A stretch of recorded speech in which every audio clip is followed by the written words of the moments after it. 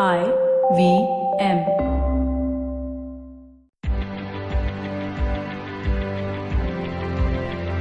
Hello and welcome to the Ganatantra podcast. I am Alok Prasanna Kumar. And I am Saryu Natarajan. In this episode, we have with us Shoaib Daniyal, who is a journalist with scroll.in, the online news portal. And since West Bengal is going to the polls tomorrow, we thought it would be a good idea to speak to him about what is actually happening in the state. Shoaib has been covering the state of West Bengal on the ground for the last few weeks, and we thought it would be a great time to speak to him about the state. Welcome to the show, Shoaib. Hi, Alok. Hi, Saryu. Great to be here. So, can you just start perhaps by telling us what your impressions have been as you have been reporting from the state in the last few weeks? So, one thing is while everybody is making all these incredible seat predictions, this, that, what I really think is the takeaway from this election is not how many seats anybody will win, which is, at the end of the day, a rather banal thing. But Right. The sort of extreme social polarization that is happening during this election, which might or might not lead to a lot of, political recalculations, but is really leading to a lot of social recalibrations, So, just to explain, so the big thing is, which I'm sure all our listeners are aware of, West Bengal is going through, in my opinion, at least since independence, an unprecedented level of communal polarization. So I've been to around, I think, 10 districts now, which is around little less than half the districts in West Bengal. And I've covered I guess most of the major areas other than the extreme north, which is bordering Assam, which has a sort of slightly different dynamic. So there, there is, I've seen from, ranging from average to alarming levels of polarization. So when I was there in North Bengal, so just to give you an example of the demographics of North Bengal is almost 50-50 Hindu-Muslim, So I'm talking about districts like, Malda, which was in the news like a couple of years back, and Murshidabad, which is actually 2/3 Muslim. Here there's a very large amount of, again, communal polarization, because what's happening, there's something I've written about, is the Trinamool is becoming on the ground a Muslim party, and the BJP is the Hindu party. So, from here we can only go, when there are like parties, because usually while West Bengal has been very violent, its politics, but it's always been violence, based and predicated on party identity, Well, that is bad, I'm not saying that's good, but at the end of the day, that violence sort of in a way can be contained, but so there was always like this, sort of sprinkling of random communities amongst every party, and you couldn't really identify the CPM as one party. And there was some class divisions. The Congress at one point in time was seen to be as the Zamindar's party, and the CPM was your sort of more working man's party. But this sort of thing is really quite new since 47. And I suppose in some ways this is interesting because I'm assuming credit for the polarization must be given in some part at least to the BJP and their use of Hindutva as an identity.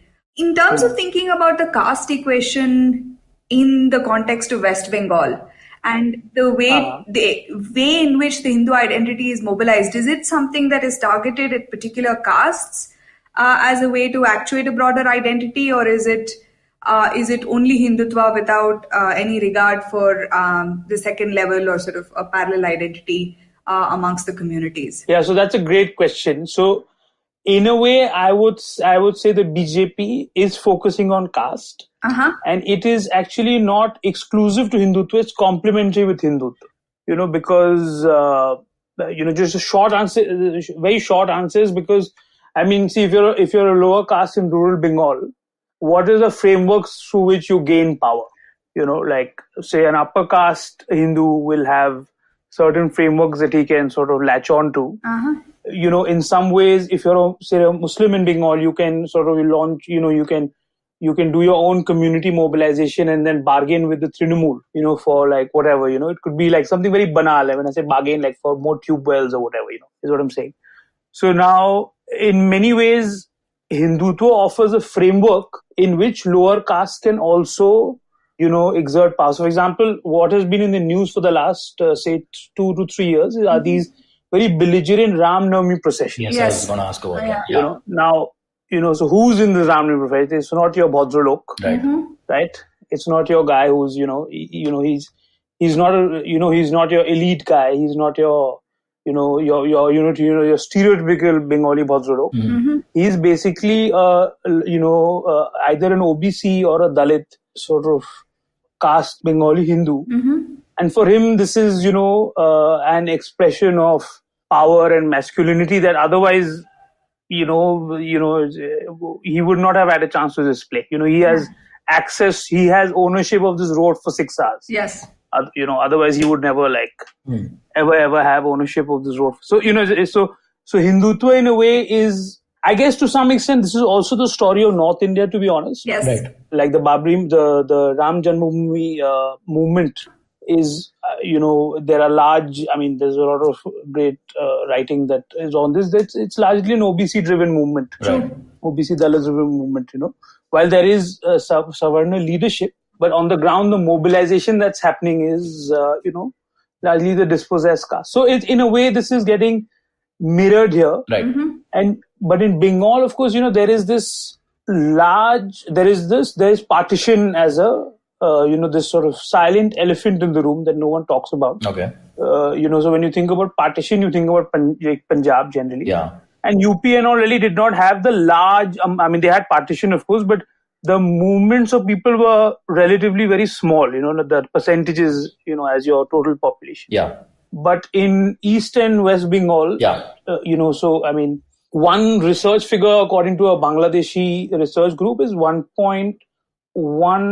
Okay, I'm not going to say it because I'm not very sure, but I think it was 1.1 crore. But we have to check that. 1.1 crore Hindus have left Bangladesh since 1971. Okay. Right. Now you must understand, since those a large percent, there's no, of course, numbers, but overwhelming majority of those people are Dalits.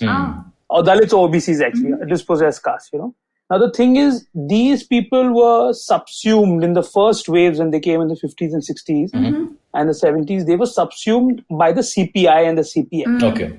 So in Bengal, your axis of 50s, 60s politics is Congress is your Calcutta Bhadralok party. It's the West Bengali party. It's, these people are like locals here, local grandees of sorts. Yeah. And there are these waves of refugees coming in, and the left is articulating their voice. Right.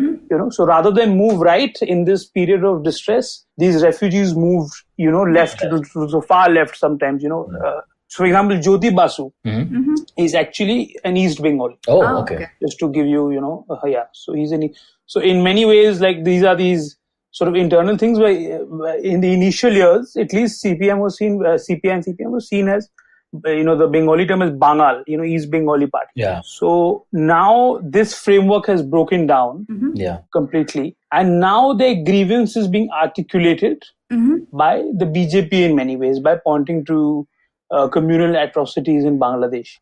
So what I'm trying to say is the Dalit in the lower caste question has two. One is your normal thing of, your standard North Indian template. Yes. And the other thing is these dispossessed Dalits and OBCs who have come from Bangladesh. Right. And who are in a way doubly dispossessed. They're dispossessed by caste and they're dispossessed by displacement. Yeah.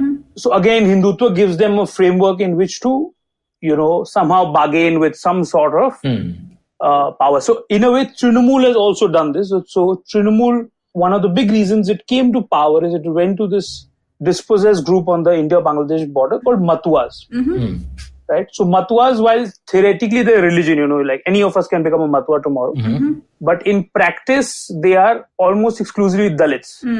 It's a bit like, I guess, I don't know, Sikhs and Punjabis, like I guess theoretically anybody can be a Sikh, but in practice, I would say, almost every Sikh is a Punjabi. So it's a bit like that. So in practice, almost every Matua is the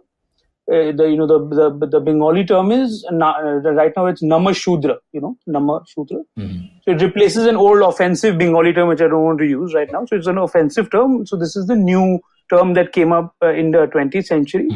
So Nama, I guess it means like exalted Shudra. I'm not really sure, but so it's the Nama Shudra. So basically, the Trinamool tapped for the first time. So the first time when the BJP left did it articulated that thing using class. Right. The Trinamool really has no cadre, so it was sort of flailing about for organizations. So here it found this sort of church, you could say, of, this Matua church, which consisted of millions, which, could represent and organize millions of these people on this border, the whole Bangladesh, West Bengal border. And it tapped them, so in 2011, the leader of the Matua sect, she's a woman called Boromai, the big mother, like the elderly mother. She publicly supported Mamata Banerjee's bid against the left. So while, Singur and all are very well known nationally because of their national import, I would say this also was a big part. So, so there are these three phases in which the Bangladeshi lower caste move, Bangladeshi Hindu lower caste. There's a left phase. Right. Yeah. Then there's this sort of Trinamool, maybe interim phase. You never know what's going to happen. Yeah. But this is also sort of religious framework in a way. Okay. Just one point sure that you made, and that's sort of what interesting, and I don't know if it has been explored enough. It is this total collapse of the left parties. I mean, as an electoral force. But I don't know if it also means that it's a collapse of the cadre, or they've moved away to other parties. It seems quite surprising because that fits in with the larger story of how they've become irrelevant to national politics. So my travelings all through West Bengal is what is happening is, again, these are these very interesting nuggets that Indian politics throws at you. Yeah. The left is moving to the BJP. So they're making this complete left to right leapfrog. Where a guy who was sometimes for example, I'll give you a very example in North Malda, which is one of the places I went to. This guy, Khogen Murmu, has been a CPIM MLA for, I think, 3 or 4 terms. Okay. And he's an Adivasi candidate from he's like, if you had to draw up a stereotype of a CPM worker in West Bengal, he would be it. In this election, he moved to the BJP and he's the BJP candidate for North Malda. So there is this sort of move that's happening. And why it is happening is, while, it sort of punctures the interesting, it's more prosaic, is because on the ground, like I said, West Bengal politics is often very violent. Yes. Yeah. Patronage is distributed through party channels. Yes. So if you're a Trinamool guy, you will get the, Pradhan Mantri Awas Yojana house, just to give you a very banal example. You will get the scholarship, all of that. You'll get all of that. Yes. And so what is happening is, on the ground, because the BJP is in power in the center, the cadre of the left think that they will get better protection by being in the BJP and will be more effectively be able to oppose the Trinamool by being in the BJP. So, it's more of it's more because they hate the Trinamool guy over there for whatever reason, because you've been in rivalry, this, that. Oftentimes on the ground, it's not very ideological, it's just personal because you've been fighting with this guy for 20 years or whatever. So you just want to defeat him, and the BJP offers you better protection. For example, if a BJP worker is assaulted, I think the media itself will take that up in a much more aggressive way. Yes. Then if a CPM worker is, because CPM is not fitting into any of our sort of pigeonholes. So so this is one of the reasons why this move is going. And right now, from what I've seen, I'll have to obviously do some more digging. It's everything. The cadre base is moving, and because the cadre base is moving, it's like a chicken and egg, the people are moving, so it's this, and at the end of the day, this is, I guess, true for every system.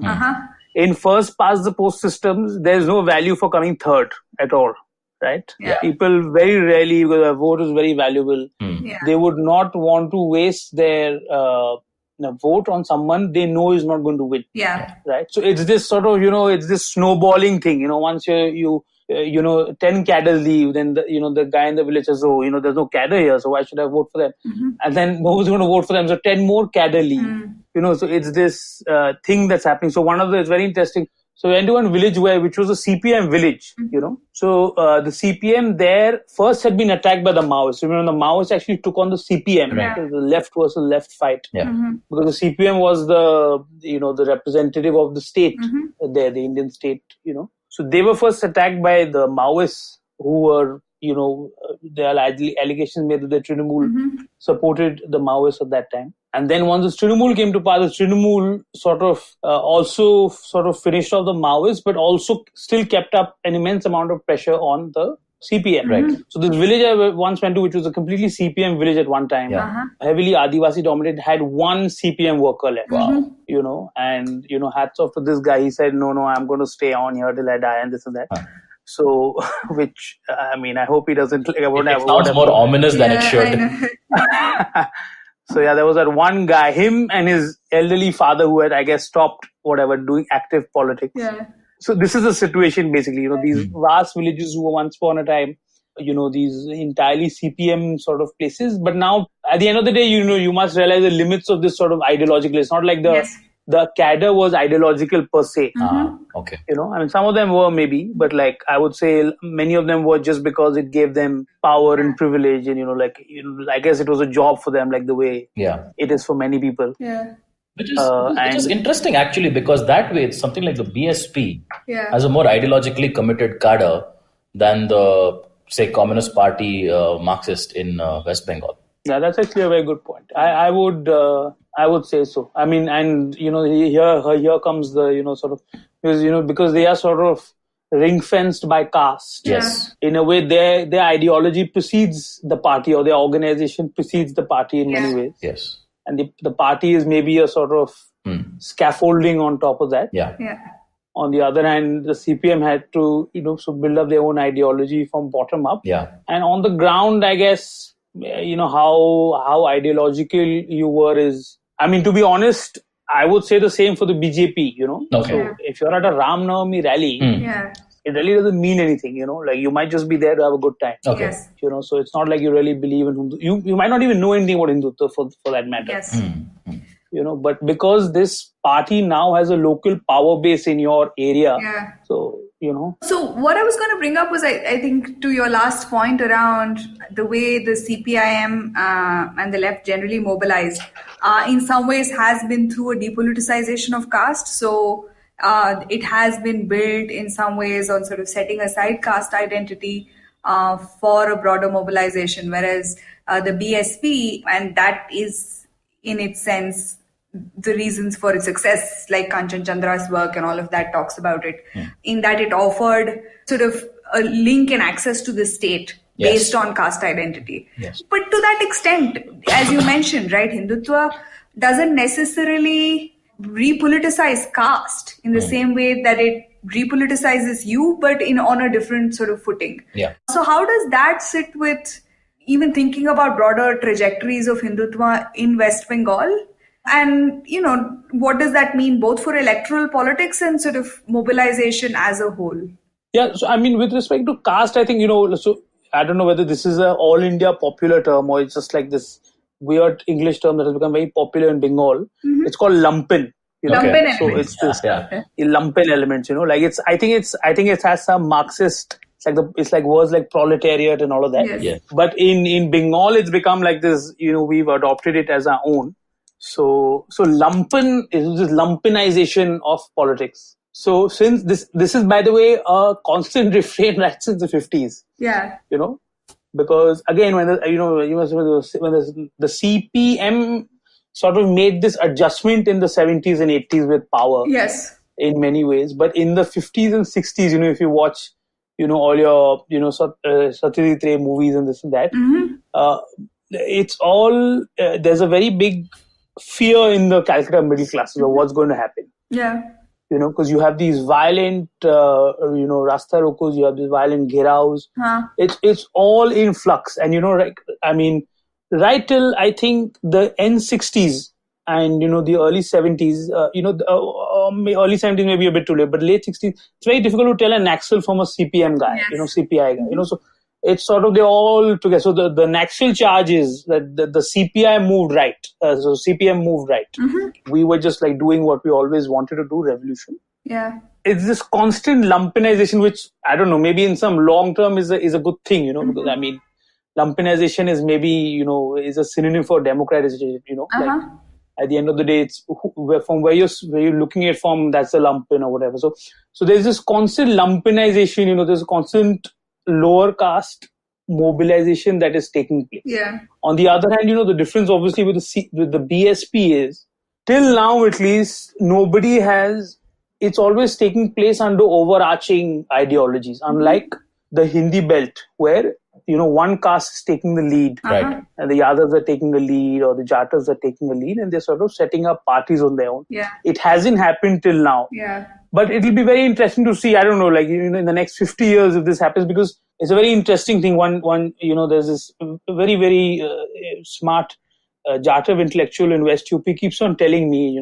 he keeps on telling me in Hindi, that if a community has tasted power, how will it ever go back? Yeah. I'm translating it badly, but he says it with some pride, but I can completely see the truth of that statement, because if some community or some village or some person has seen political power, it's very difficult to go back from there and so where this lower caste mobilization takes us, because in a way I would say Trinamool was a lower caste mobilization, the CPM was, then the Trinamool was over and above that, because what's interesting is everybody says that Trinamool there's a lot of gundas in the party. That's true. There's there are a lot of these these strong arm elements. But the thing is, these people were also there in the CPM. Yes. The only difference was they were never the face of the party. Yeah. They were always the the lumpen elements who did all the fighting and all. Yeah. But the guy who spoke to the press, or the guy who headed the ministry, or the guy who headed the district was always a very genteel, well-read kind of guy. So the middle classes could associate with him. On the other hand, what the Trinamool has done is displaced this district leadership. Yeah. And it's put the top sort of, leader, goon leader, whatever you want to call him, as the district head. Yeah. So this intermediate link is gone. Yeah. In many ways, the BJP is also following the same trajectory. The BJP on the ground is an extremely rough and ready party. Yes. So Dilip Ghosh, for example, the president of the BJP, will often issue threats like, I'm going to decrease his height by 6 inches, which means decapitating him. So he will constantly issue these threats. And of course, one way to pass is that obviously he's a terrible guy and, so on and so forth. But the way I would find it more instructive to look at this is that this is a sort of politics that has been going on for the last 20 to 30 years. And in a way, the BJP is now taking it one step further by injecting religious nationalism into it, but keeping, I think, this, again, quote unquote, lumpen element still very much at the center of things as a driving force. And that includes caste. But till now, there is no, to get back to your original, till now, there is no, I can't see any, sign of single caste mobilization in the way of Yadavs, in the way of, it's always under an overarching, under the left. Then it was under, so I guess the Trinamool's overarching ideology is Mamata Banerjee. It's like this, that is, it's so, in a way, the Trinamool is, that's my pet theory. It's sort of inventing, in many ways, Dravidian politics is bringing it, this sort of very left populist politics under this overarching, sort of this huge leader, which in many ways reminds me of Tamil or Telugu politics. Right.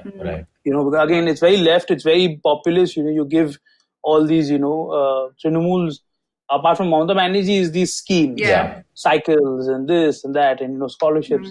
And in a way, I think it's pretty like it's in a way it's like the midday meal scheme. While they might be criticized in their day, I think in the long run these aren't unuseful schemes. So it's always this ideology, the left and the Mamata Banerjee, and then there is Hindutva. So there's just one other point. I mean, since you mentioned TMC, one of our previous episodes we had discussed with KK Kailash about the difference between regionally located and regionalist parties. And one very key element of the Dravidian parties was the identity aspect of it, right? They asserted a regional, subnational identity, overarching the caste identity. And we saw the hints of that, I think, in 2016 in the West Bengal Assembly elections with the whole Ma Mati Manush slogan of the Trinamool. I wonder if the Trinamool Congress is trying to reinvent itself as some sort of a regionalist party, right? Where it actively, propagates a ethnic identity, a Bengali identity, now opposition to, say, the BJP's Hindutva identity.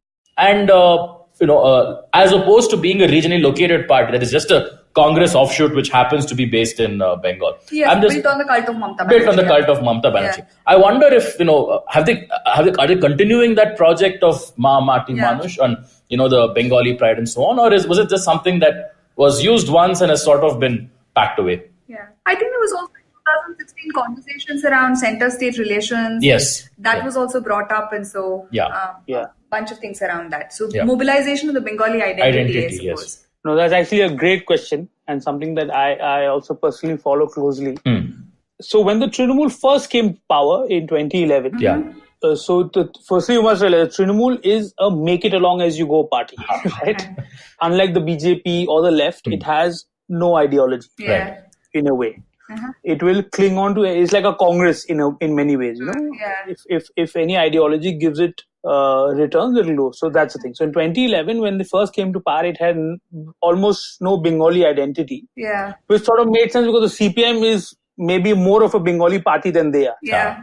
Okay. So it really made no, if your main opponent is also a Bengali party, then really there is no, there's nothing to, there's not a fault line. Yeah. But as the BJP started coming in, the Trinamool did articulate a Bengali identity and still continues to do it. So the latest, campaign song that the Trinamool has released in Bengali, it's like sort of aimed at first-time voters. Yeah. So the catchline or the hook, or, I guess it's called a hook.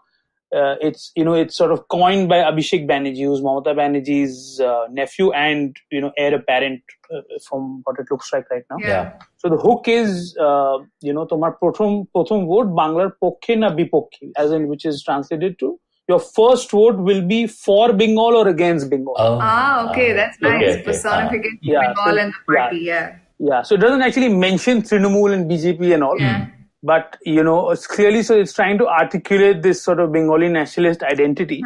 So it's been doing this again and again and again, like Mamata Banerjee has, at one point of time, at her most extreme, I would say, said that Ram is not, we don't worship Ram, we worship Kali and Indra and Durga and so on. So, just sort of also carving off your your own separate religious identity, which I guess the Dravidian states have they've just fallen off the cliff and said we're atheist and so on. Yeah. But that's not really possible to do in Bengal. Yeah.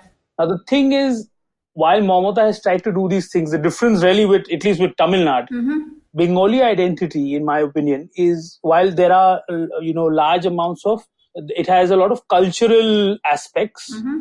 Because at the end of the day, every identity needs to be developed. It's never really been developed as a political identity.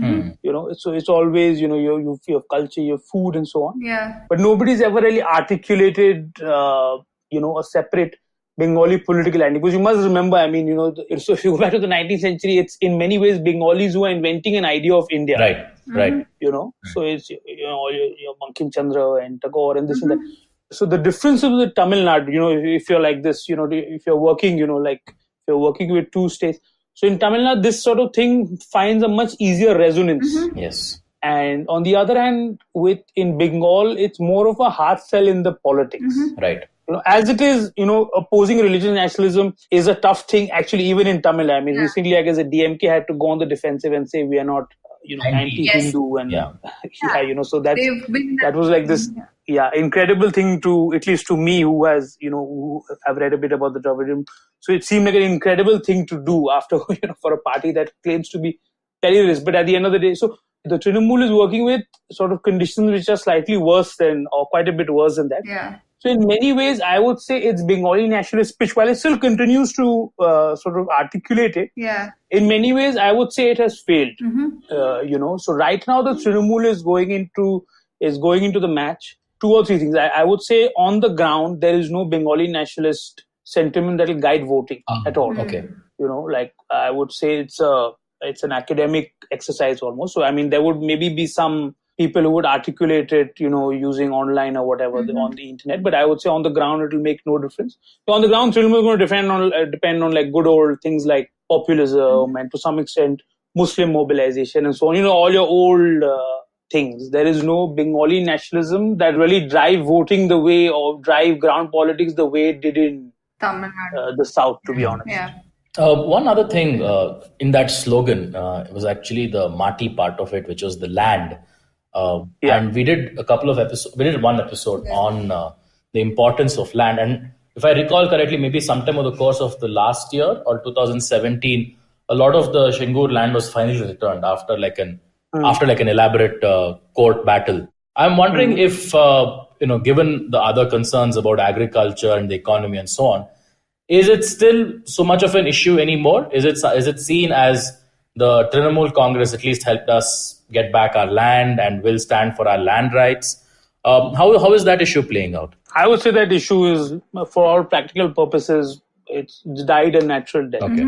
So in this election, I have not heard any chatter about land rights, although there is right now in a place called Bhangor, which is not very far from Calcutta, probably closer than Singur. There is a land agitation of sorts going on for a plant. Okay. Where people have got, so it's much smaller than Singur and Nandigram. Yeah. But it is happening under the Trinamool government, but really did not have the lightning rod effect. Right. That Singur and Nandigram, in a way, because it's a battle that's been won. Nobody in any seriousness for the next, for the short term is ever going to do a Singur and a Nandigram. Yeah. So there is no fear for that our land will go and also. I guess it's no use agitating over something that's been we won the battle, so there's no need to fight on anymore. Yeah, that sort of thing.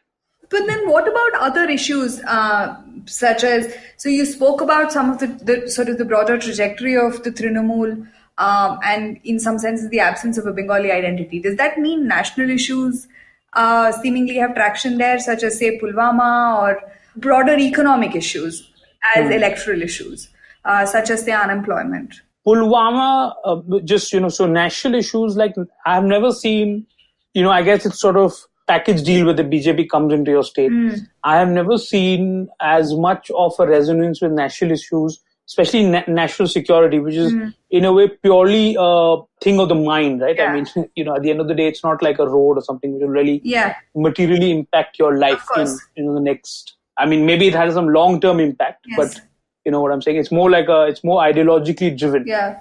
So national security, for example, has seen an incredible penetration in terms of ideology.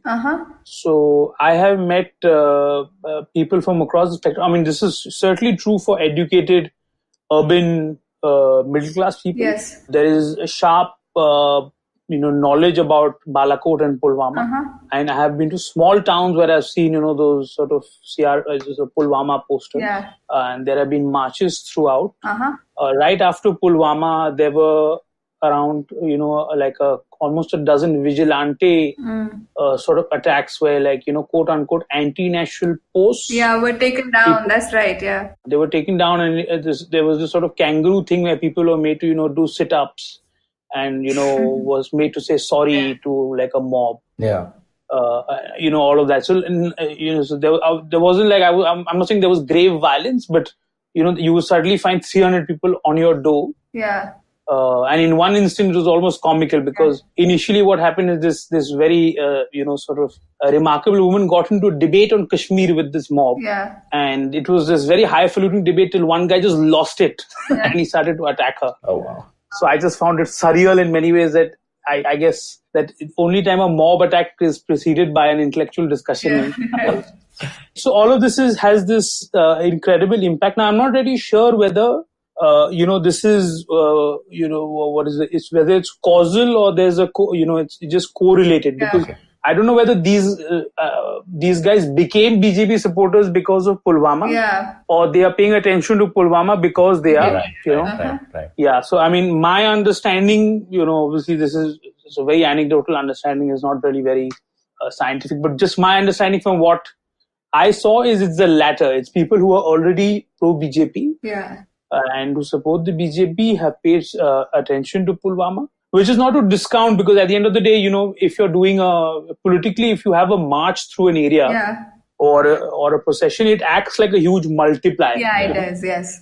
So that's the thing. So that's why would politicians spend so much time and money and effort to do these rallies? Because at the end of the day, if you see a large rally, even for a guy who's undecided, and that's I would say 80% of voters who have no great opinions one way or the other, say, oh wow, these guys they could take out a march, so, sort of advertises that they're serious contenders at the very least. Yes, so it's a display of power and... Exactly, it's a display of power, it's a control of space, that. Now, whether it'll get votes, I'm not, to be honest, I'm not very sure. Yeah.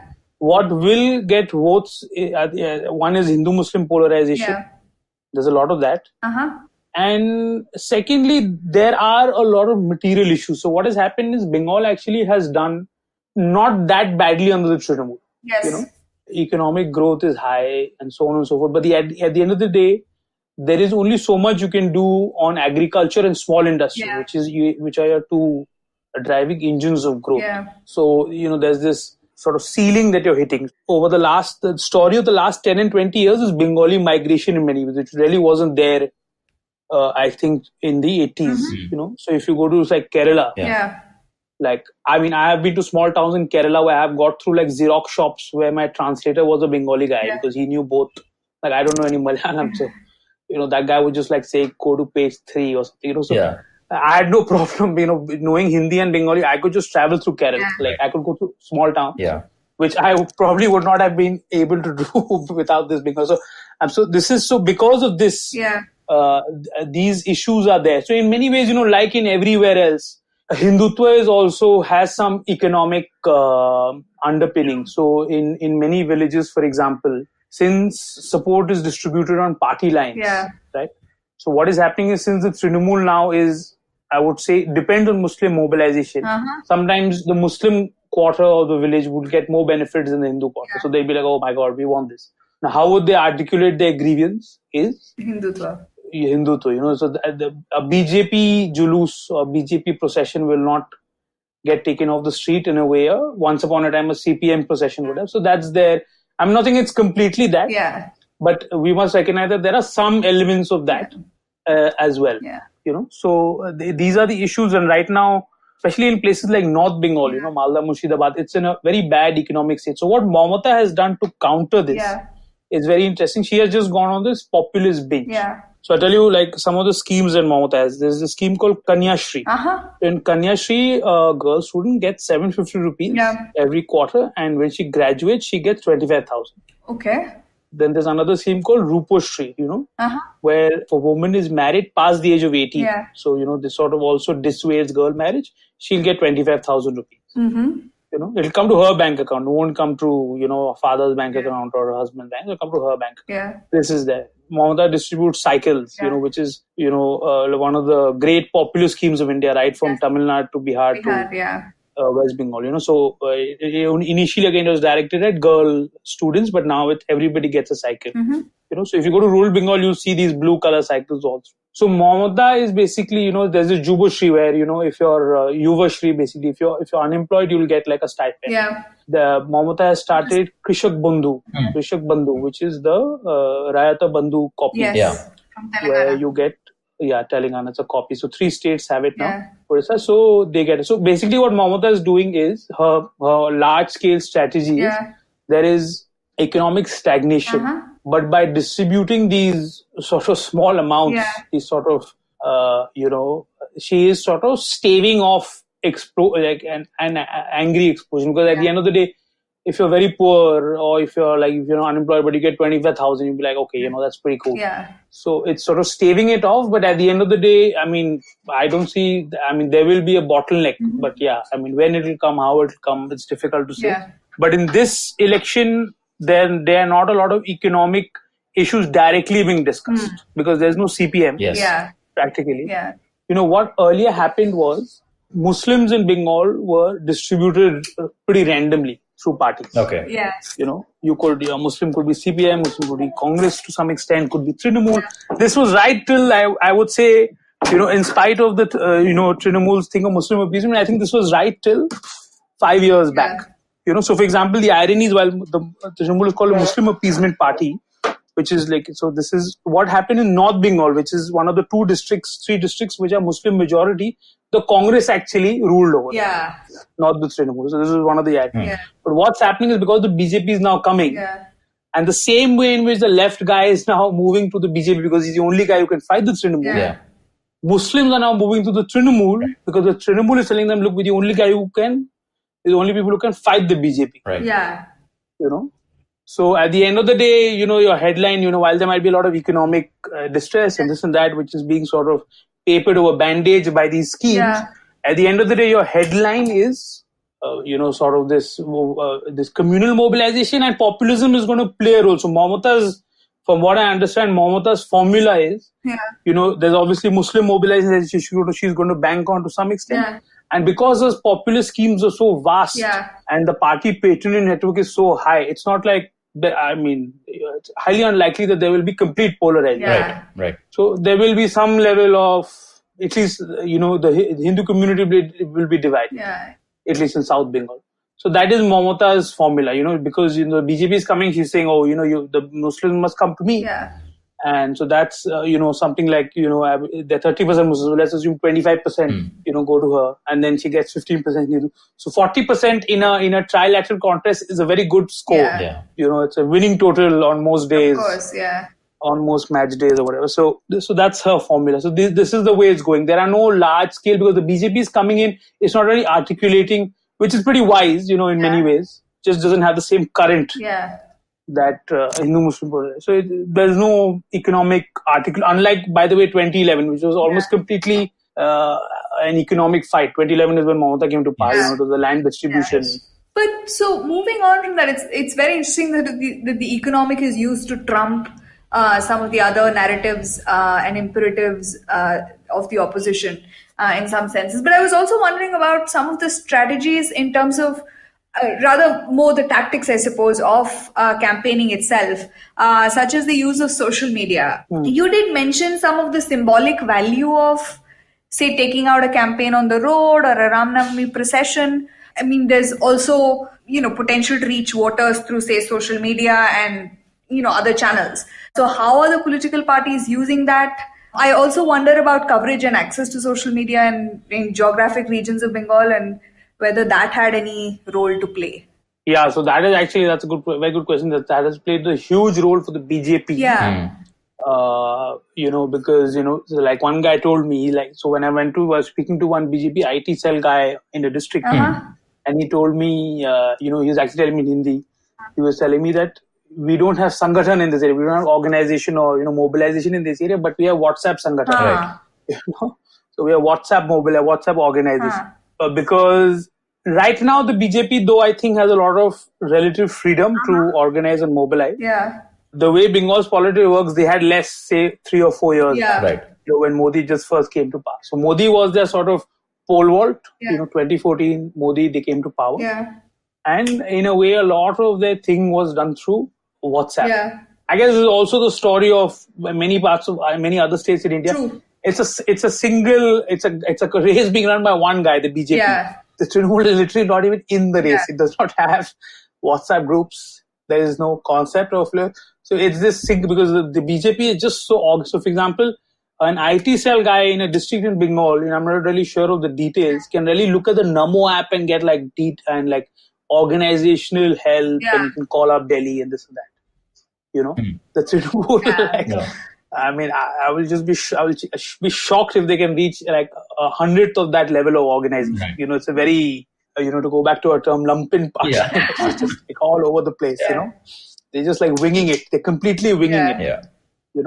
So that level of organization it's so on that, it's a one and in a huge amount of the BJP's rise. Yeah. For example, what happened? So like I said, I was Pulwama. Yeah. So these marches were held through the city. Yeah. Right now, while everybody knew it was done, everybody, or at least everybody thought it was done by local BJP walas. Yeah. The marches were actually done under no flag. The Indian flag was used. There was no party flag. Okay, interesting. Right. So it was a nationalist upsurge. It's just making it an issue. Yeah, you make it an issue because who will gain out of a nationalist upsurge? Yeah. Trinamool is not good. So, so it's a smart way to do it, and the thing is that you can't oppose it because then what are you opposing? Yeah. Yep. So this was completely done through WhatsApp. Yeah. It was quite remarkable. I was shocked that this level of organization happened. Yeah. And I would say even the Trinamool was shocked. Yeah. So it took Mamata, I think, 3 days to respond. Yeah. And she did it again old style. She held a press conference. Yeah. Oh. And she held a press conference and she accused Modi of being lax and allowing Pulwama and this and that. So that was some level of, you could say counter attack. Yeah. But the Trinamool just has no concept of running a WhatsApp group and so on and so forth. Like, so it's a one-man race, but it's helped the BJP. I mean, it's inestimable how much the BJP has, because this is a very interesting thing. So, this is the other, big fight. Yeah. So since the 50s, the way the Congress got defeated is, organization. The CPM had this incredible organization. Right. Right, the CPI and the CPM, they would just, fill up the Calcutta grounds and they would jam Calcutta. Yeah. While it would irritate everyone, but it also showed that, my God, these guys are really, really powerful guys, to get in 10 million people from all around, to buzz them in, train them in. So that means these guys are to be taken seriously. Yes. Yeah. So in a way, the Trinamool, while it does not have the level of organizing the CPM, also broadly followed that model. Yeah. Every year the Trinamool will organize a massive rally in Calcutta, which has no meaning other than to jam Calcutta and to show that, and to put out those photographs where there is like the sea of people. Now, what the BJP is very interestingly doing is, whether it can't or it's choosing not to, it's not doing this sea of people thing, which has been done for the last 50 years. Okay. So it's not doing it, and so the way to what the BJP is depending on is WhatsApp mobilizing. So, for example, when Modi held a rally around 3 weeks back on the brigade ground, which is Calcutta's like main ground, they actually, while the BJP's IT team is very strong, so I don't know how much of that went out. It was a shockingly small crowd for the brigade. Okay. 1/3 of the brigade was full.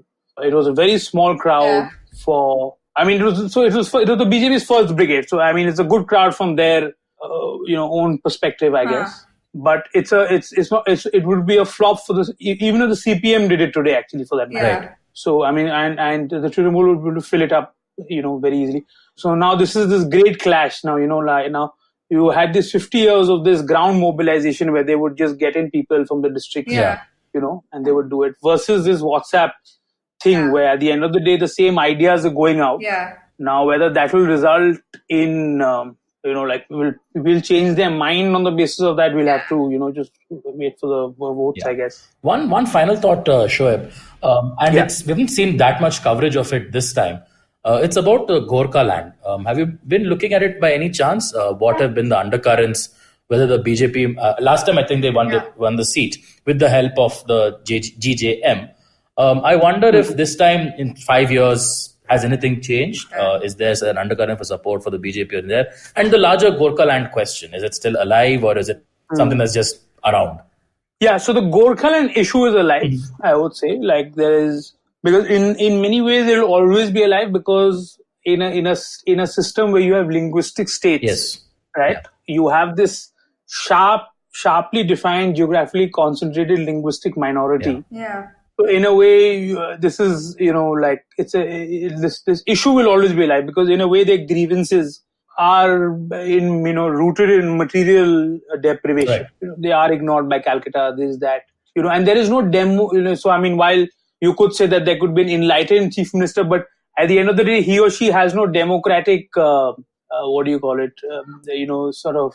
Reason. They're not going to lose or win an election. It's like how Maharashtra's chief ministers ignore Bombay. At the end of the day, how many seats is Bombay? And Bombay is still at the heart of Maharashtra. So it's like, but so this is like in one corner. So it's I think it's always going to be an issue. But on the other hand, there is also a realization in many ways that just the real politic means that you're never going to, in many ways, getting Gorkha and be very, very difficult. So there is this realization. The BJP, while it is still strong, lost out because of the agitation. Because the agitation's back was broken by Mamata Banerjee through some, she did her politics and she broke the pact. So this was the first Gorkha agitation which achieved nothing for the Gorkhas. Even in terms of token, you set up a self-governing council, nothing happened. She just set up, she set up a contender and she set up her own puppet guy who's fighting now. Now, this still means Trinamool might lose. I'm not saying it'll win, because at the end of the day, it's very difficult for a party that rules Calcutta to rule Darjeeling. Yeah. Just the way it is, Yeah.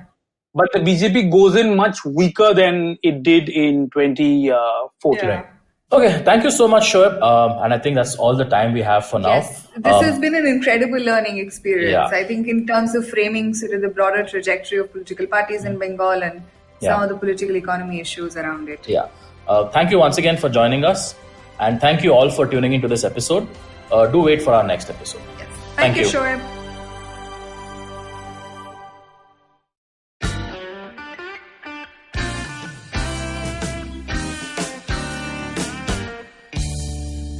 Filter coffee is a fascinating beverage. You need to pick the right beans, blend them in the right proportion, roast them to perfection, and slow brew at the right temperature to get the perfect cup. Which is exactly like great conversations as well. You need to track down the most interesting minds, get them into their zone, and settle down for an unhurried, unscripted chat. And coffee for me is always, always, always best enjoyed with friends. I'm Karthik Nagarajan, and do share my table as I meet some of the most interesting people I know and sit them down for a strong cup of coffee and an even stronger conversation. Join me every Wednesday for a freshly brewed episode. This is not frappe. This is the Filter Coffee Podcast.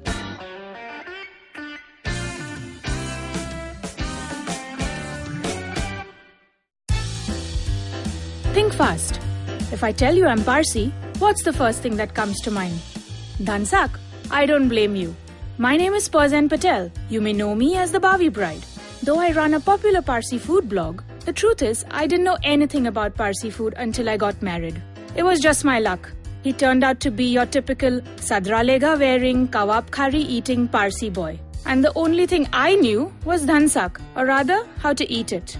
But there's more to Parsi food than dhansak. And there is more to us than our obsession with eggs and our legendary Rani cafes. Welcome to Not Just Dhansak, a fresh new show where I talk to friends, fellow Babas and Parsi entrepreneurs about all things Bhonu. A little bit of history, a dash of Baba madness, and a lot of food talk. There's more to Parsis than meets the eye, and there's certainly more to us than Dhansak. Join me every Tuesday as I talk to some of my favorite Parsis in the food space in India and beyond. I am the Bhavi Bride, and this is Not Just Dhansak.